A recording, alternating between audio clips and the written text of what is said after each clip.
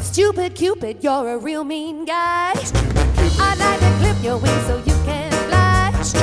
I'm in love and it's a crying shame, and I know that you're the one to blame. Hey, hey, set me free. Stupid Cupid, stop picking on me.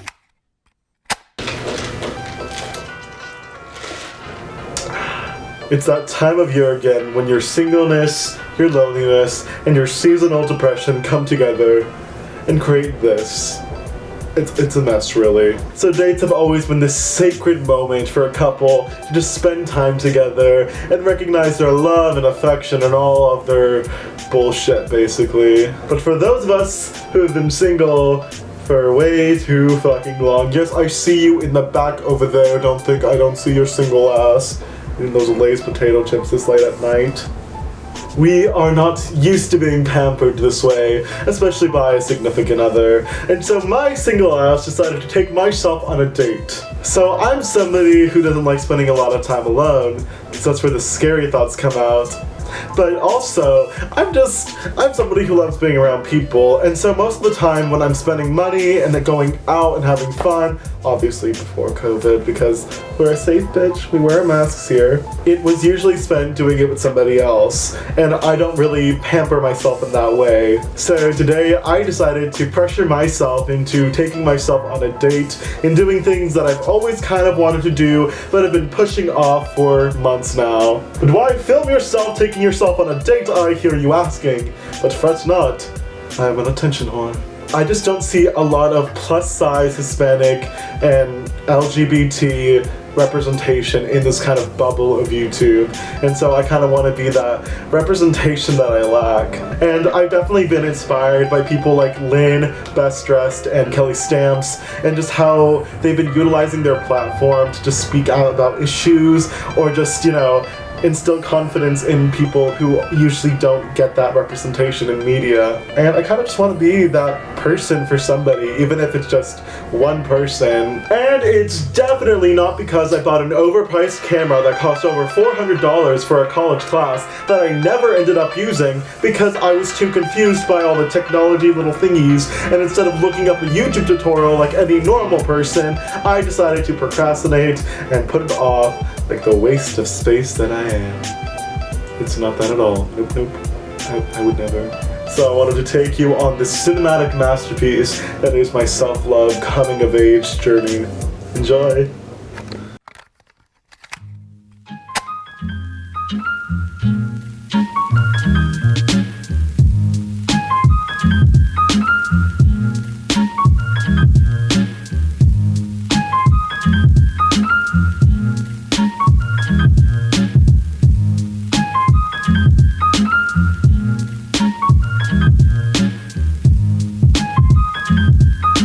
I'm gonna try this new little cafe that my friend recommended me, and I think I've been there once with her, and that was pre-COVID. But yeah, so I'm gonna go get breakfast at this little cafe, and then probably go to Target for like 2 hours.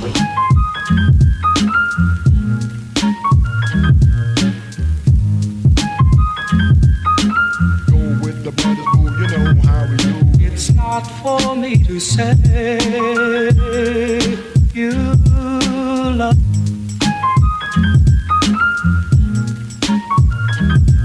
It's not for me to say you love. We're back. So it ended up being the cafe that I went to about a year ago with my friend. It changed so much, the menu was so different, but you know, I still got my matcha green tea with boba, so I'm happy.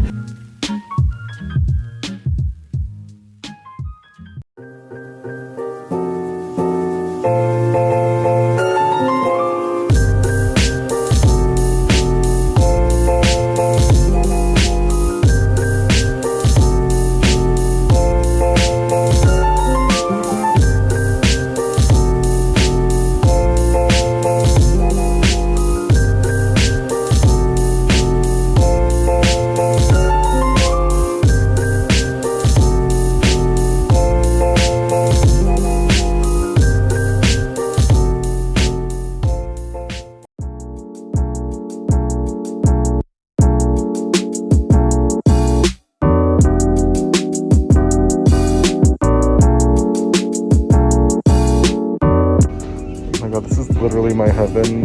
Every basic bitch trope you can find is right here, and it is my home kitchen.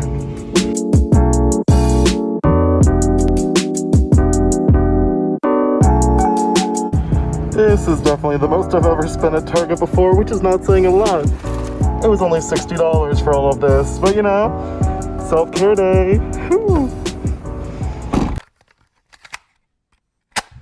Is it currently 9 o'clock at night? Yes. Have I been at home for over 5 hours at this point, doing absolutely nothing but watching WandaVision?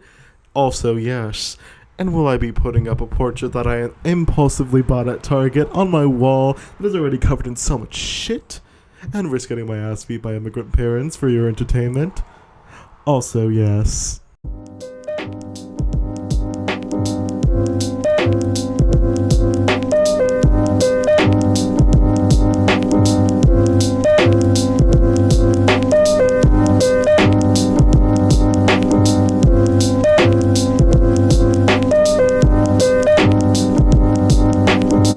Hi, so I just finished doing my little wall art and it came out really great and I'm really happy with it.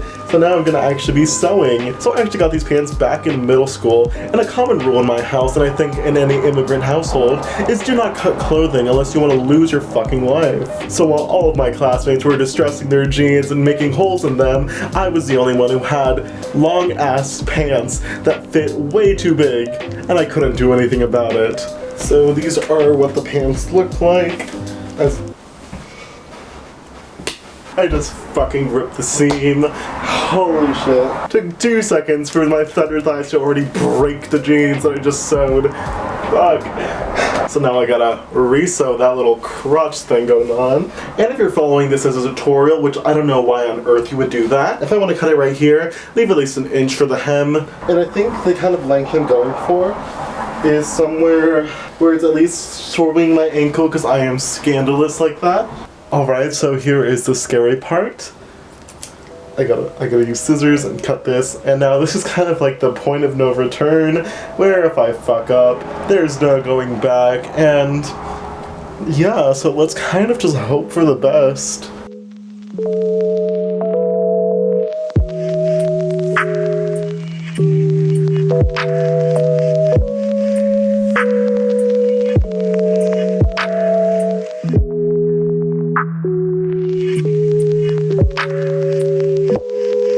So one YouTube tutorial later, I realized I made a huge mistake and I'm not supposed to actually cut the hem off. So instead I had to kind of pin it back in place, and now I'm going to be re-sewing it so the hem actually is in the correct position, and it's probably going to be a lot shorter than I wanted originally, but now it's here and it actually looks better, I hope. So now FaceTiming this great person right here called Paige. Say hi, Paige. Hi, Paige.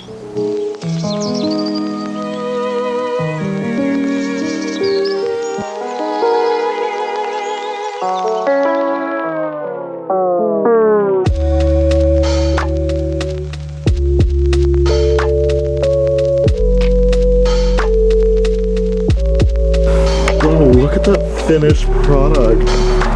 I am like... And then I have to do like a repair effort, and I feel like I'm actually gonna like it.